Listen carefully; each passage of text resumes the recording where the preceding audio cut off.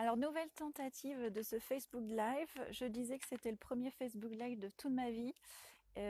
Effectivement, je sors vraiment de ma zone de confort puisque le son n'a pas fonctionné et ceci, cela.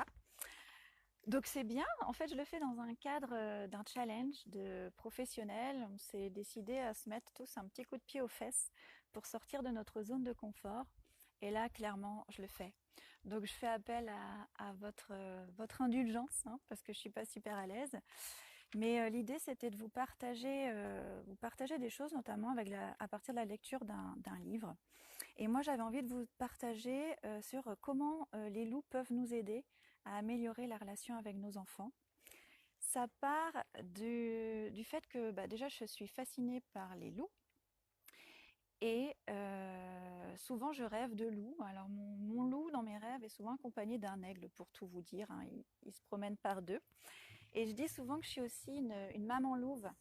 Pour moi, une maman louve, c'est une maman qui est instinctive, qui est maternante, qui hésite pas à challenger ses petits, hein, pour qu'ils soient autonomes et qu'ils s'épanouissent pleinement. Et c'est aussi une maman sauvage, protectrice, qui n'hésite pas non plus à mordre dès qu'on s'attaque à un des membres de sa tribu. Donc clairement, moi je trouve que je suis une maman louve, et peut-être que vous vous reconnaîtrez dans cette définition que je vous donne. Et parce que je suis fascinée par les loups, j'ai eu envie de lire La sagesse des loups d'Hélène Radinger. Alors j'ai peur d'avoir une perte de mémoire, de me tromper, donc je vous mettrai le nom, le titre et la première de couverture en commentaire. Et dans cette lecture, il y a plein de choses qui m'ont flashé, plein de choses que les loups peuvent nous apprendre de par leur façon de se comporter avec les membres de leur meute, et plein de choses qu'on peut nous aussi appliquer pour améliorer la relation avec nos enfants. Quand on est de vrais parents dans la vraie vie, je pense que vous le savez, on peut parfois être épuisé par les cris, par les disputes, par les colères. Et puis, quand il nous arrive de perdre patience, ça nous arrive à tous, on peut parfois vite culpabiliser et puis ne pas savoir comment faire, puisque nous sommes très peu de parents à avoir comme modèle dans notre propre éducation. Nous sommes très peu à avoir des modèles exemplaires sur lesquels on peut s'inspirer. Alors pourquoi pas s'inspirer des loups? Voilà ce qui m'est venu.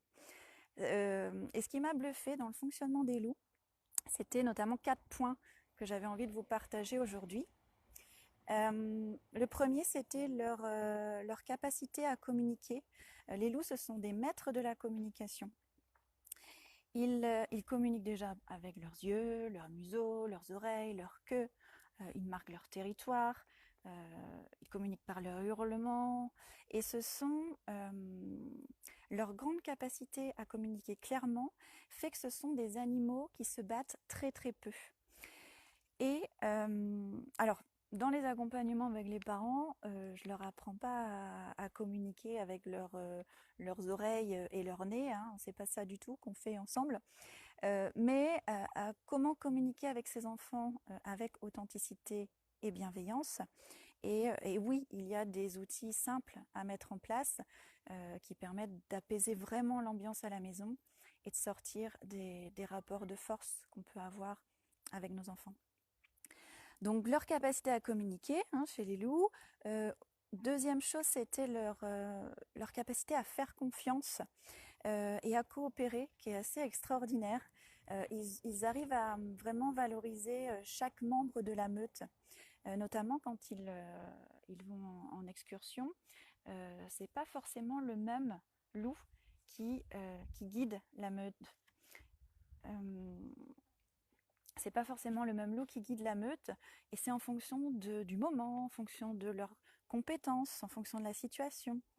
Et même dans certains terrains familiers, ce sont les loups qui guident l'ensemble de la meute.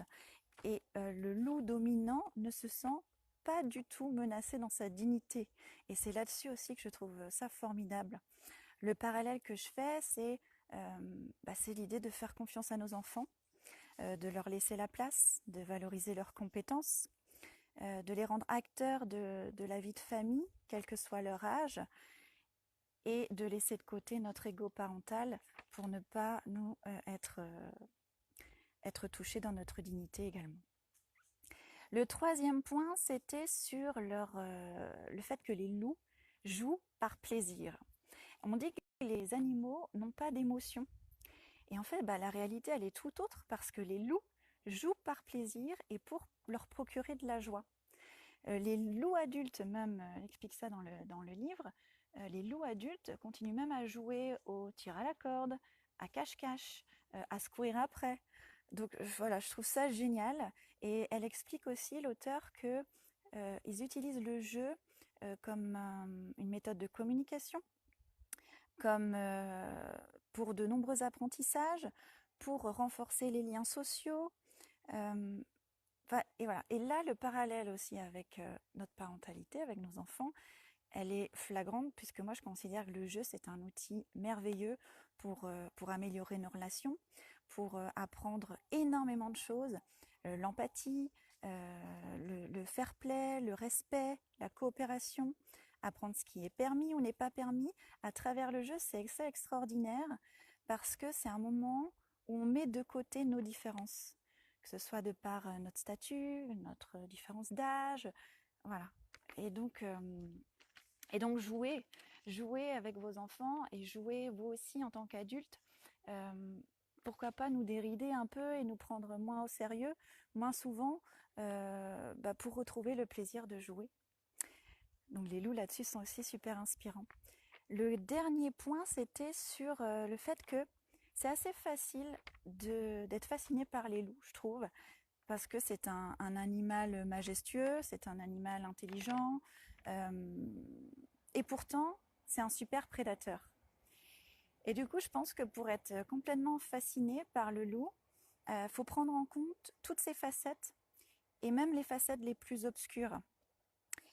Et là encore, ça me fait penser à nous, humains. Pour vivre en harmonie avec les autres, eh bien, il est bon de savoir prendre en considération les émotions agréables et les émotions désagréables, que ce soit celles de nos enfants, que ce soit les nôtres, et de découvrir en fait notre part de lumière, la part de lumière et la part d'ombre en chacun de nous, en chacun des membres de notre propre meute à nous. Et finalement, c'est ça aussi que je transmets aux parents avec lesquels je travaille, c'est d'apprendre à vivre nos émotions. Et c'est une grande partie du chemin à parcourir. Pour aller plus loin là-dessus, moi je vous conseille vraiment de lire ce livre, La sagesse des loups. J'ai adoré, j'ai appris plein de choses. Et puis pour aller plus loin dans votre parentalité, et puis vous libérer de ce qui peut parfois vous peser au quotidien avec vos enfants, cliquez ci-dessous. J'ai créé un livret gratuit. Pour y accéder, vous n'avez qu'à cliquer et le télécharger. Et puis vous découvrirez 12 astuces pour booster la relation avec vos enfants, pour avoir plus de rire et de sérénité à la maison. Je crois que j'ai relevé mon challenge, donc c'est pas mal. N'hésitez pas à me mettre un petit like ou un petit commentaire. Et voilà. À bientôt.